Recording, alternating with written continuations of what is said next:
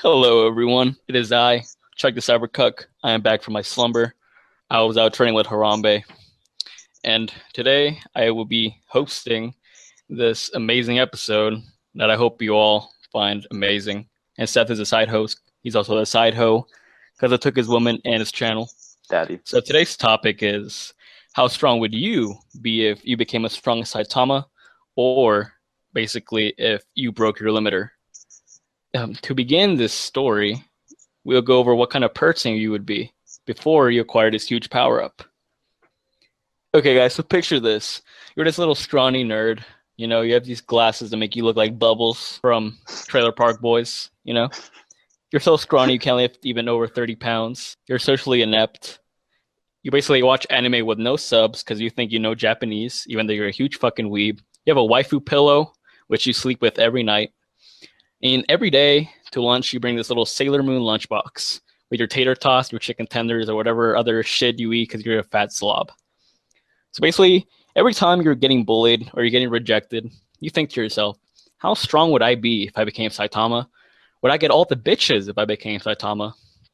Would I be an intellectual and superior human being if I became Saitama? Not such a fucking loser. Well, your questions will be answered. So you're at school, and your crush is sitting right next to you in math class. She's doing it because you have a science tease, not because she likes you. But she asked you for a pencil, and just the thought of her asking for your pencil really gets you going. And you're aroused all day. You have to hide your boner with your binder. You know, you're awkwardly holding your binder in front of your pants, right, when you're walking out of class. Now, the bully obviously knows this. Everyone knows it, but they're just trying to hide it because they don't want to embarrass you yet. And as you walk out of class, and you clearly walk into the bathroom with this hard on, right? And one of the bullies notices this, and he's like, "All right, I think Eugene over here is totally trying to fap in the bathroom, right?" And so they follow you in there. And when he walks in there, he hears a weird noise. He hears this weird slapping noise. A few seconds later, you walk out of the stall, and you're about to close your DS, but the bully comes in and snatches the DS before you can close it and close all your porn. All of a sudden, everyone notices that you're watching Android 18X and Perfect Cell porno, and then the bully quickly runs out of the room laughing and flashes it to the entire cafeteria because it's lunchtime. Now everyone knows that you watch hentai in the bathroom at school, and in a fit, you ask him, "Give me back my DS, give me back my DS," and everyone's just laughing at you, right? So you try to get his name. You're going to tell on him because that's all you can really do. You're kind of a nerd, right? You're kind of awkward. You're like, "Tell me your name, I'm going to tell on you." And he tells you. This is where everything changes. He tells you his name is Humongous. All of a sudden, your worried expression becomes a serious one. You look at him straight in the eyes and you say, "What did you just say to me?" He looks at his friends and then looks at you with a smirk on his face and says, "Humongous." After he says this, you suddenly get so triggered. You look at him dead in the eye once again and say, "This person just spoke to me in a sexually harassing way." I did not. Yeah, he did. He said, "Do you know what my name is?" And I said, "What?" And he said, "Humongous." Yeah. Yeah. This person just sexually harassed me. I said I'm humongous. Yes. Yeah, that's he doesn't understand that you have a fire within you that's just dying to get out. You want to go Super Saiyan. You want to go Eugene mode and take out the AK out of your backpack and then start blaring at the whole fucking cafeteria room. You cannot believe that he just triggered you. You try to look for a safe space, but you can't find any because it's not fucking Tumblr. You realize safe spaces don't exist in real life, and you run home crying. You instantly get on Tumblr and express how you were sexually harassed by this bully, Humongous. Next, you go to your mom and you ask, "Mom, what should I do when I'm getting sexually harassed by bullies at school?"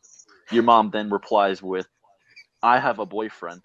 So then you realize you've got mom zoned, and you realize it's time to train. It's time to do push-ups. It's time to do sit-ups and drink lots of juice. It's time to become the strongest. Now, you start getting homeschooled for the next year or so, trying to let all the heat blow over before, confronting your bullies once again. You try to let the training accumulate a little bit. So when you go to school next year, you're not as scrubby, but you're still kind of a scrub, right? You're still kind of a loser. You've been jacking off in your room a lot, right? So basically, it's the winter time when you return to school. You see your crush is sitting there with her girlfriends, and she's shivering because a dumb bitch didn't want to wear a sweater because, like those little skirts and, her t-shirts with the stupid teen spirit. Yeah, and her Nirvana t-shirt, which, she probably thinks is a brand and not a band because she's a fucking idiot. But you still like her, You can't judge. But anyways, you go up to her and you say, hey, do you want my sweater? I see that you're shivering, I noticed you. I always notice you. You look her dead in the eye. And your heart starts pounding as she is about to reach for your sweater. You start shivering.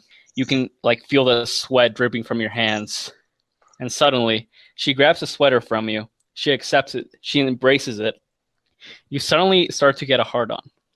But then, as she puts on the sweater, she notices that there's these really, really strange white stains on the sleeves. And she looks at it and says, "What is this?" And then you start stuttering. I don't know. And then you remember that you used that sweater as a jizz rag. You ran out of Kleenex since you've been fapping too much. And your last resort was to either wipe it off with your tongue or to use your sweater. And you decided to use a sweater. Now, this situation you will never forget. Her eyes open very wide. She suddenly realizes. Then you get super embarrassed. She throws the sweatshirt right at you. You run away. Spaghetti is falling all out of your pocket. You're on the ground covered in spaghetti sauce. You suddenly throw up as you think it's actually blood and not spaghetti sauce. You then realize it's spaghetti sauce and then realize it fell out of your pockets. You get more embarrassed. You then unzip your pockets to see if your tater tots were still in order. You quickly shove the spaghetti sauce and meatballs back in your pockets and mix them with the tater tots. You look behind you and see that everyone is gasping and laughing at you. You get so embarrassed that you run home again. But before you do, you slip on more spaghetti sauce, getting more embarrassed. Then you quickly run home and realize it was time to take a complete break from school. It was time to be homeschooled for the rest of your life. So, to restore your honor, you think to yourself, I must train harder. I need to become Saitama, the little bald Caillou-looking fuck. That's my only way that I can get all the bitches and finally not be such a socially inept nerd. So when you first begin your strenuous training, it gets the best of you because you're not used to actually lifting your body more than an inch off the ground because you've been sitting on your ass all day, fapping to 2D girls and drawings, and basically playing video games all day.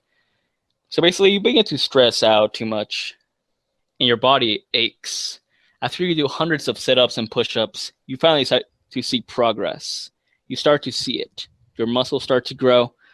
You're able to lift more than 30 pounds now. But you're still a fucking loser. But hey, it's still progress. Years later, your training is finally complete. So how strong would you be if you actually broke your physical limiter and broke your limitations? Now, this is a very controversial topic, but let's go over what we know. We're going to assume that Saitama used 1% against Boros. Now, there are arguments that say that Saitama used a trillionth or an infiniteth of his power, right? And that he's omnipotent and he's unbeatable with with his limits broken. But 1% is the more rational way to look at things. And actually, he probably used a lot more than 1% if he said serious punch. 1% is a courtesy. We're not going to say he used 1/infiniteth of his power.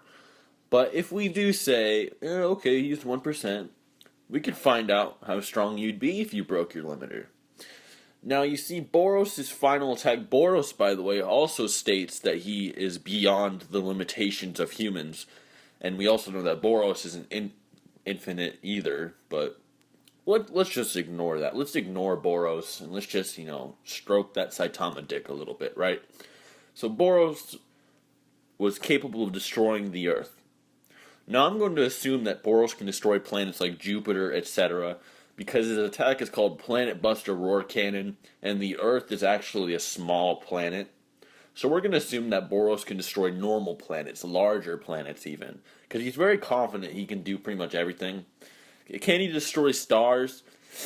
I don't think so, but I mean, if he can, I wouldn't be surprised either, if that makes sense. But basically, we're going to say that Boros can destroy large planets like Jupiter. and that Saitama used 1% against Boros. And with that, he was able to one-shot Boros. So he's at least like twice as strong as Boros, even using 1% of his power.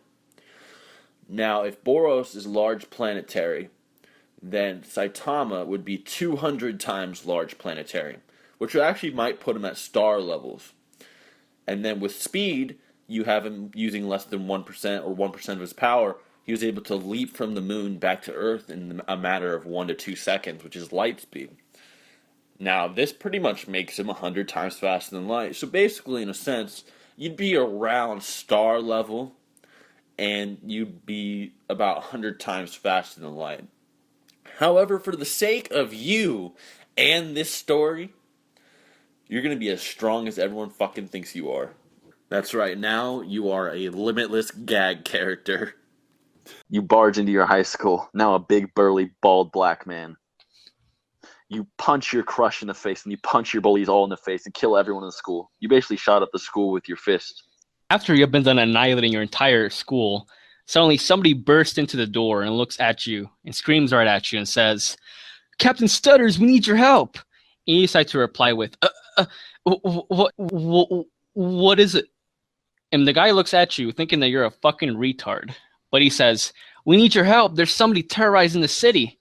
He completely ignores all the bodies that you have just like basically destroyed with your fists. But he ignores it because this threat is much more than that. You look at him in shock. Then suddenly you jump out of the moon and destroy your entire city. In the ruins of the destroyed city, you see the villain himself, another big burly black man, the Old Spice guy. You and the Old Spice guy stare each other down. Then suddenly you jump out of the moon again, and he jumps back up to the moon. And since you both have half the power of the Big Bang within your fist, you equal a full Big Bang and destroy the entire universe.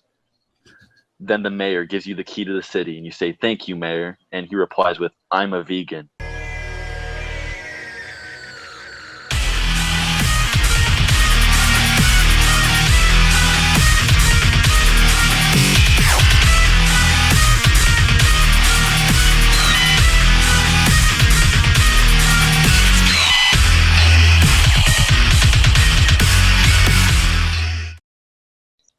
Okay, hold on. This is making so it doesn't make any sense. You just randomly jump out of the moon. Oh my god.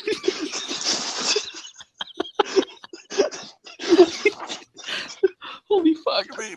Okay.